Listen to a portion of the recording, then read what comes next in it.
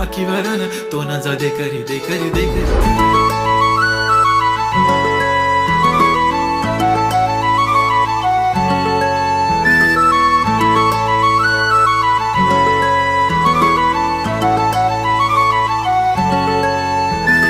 छनछननन पैंजण चांदीचा कमरबंद, खनखननन बांगड्यांचा हिरवा पिवळा रंग, लावणी केसात गजरा पांढरा आणि शुभ्र, दिसते इतकी सुंदर कोणीही होईन दंग.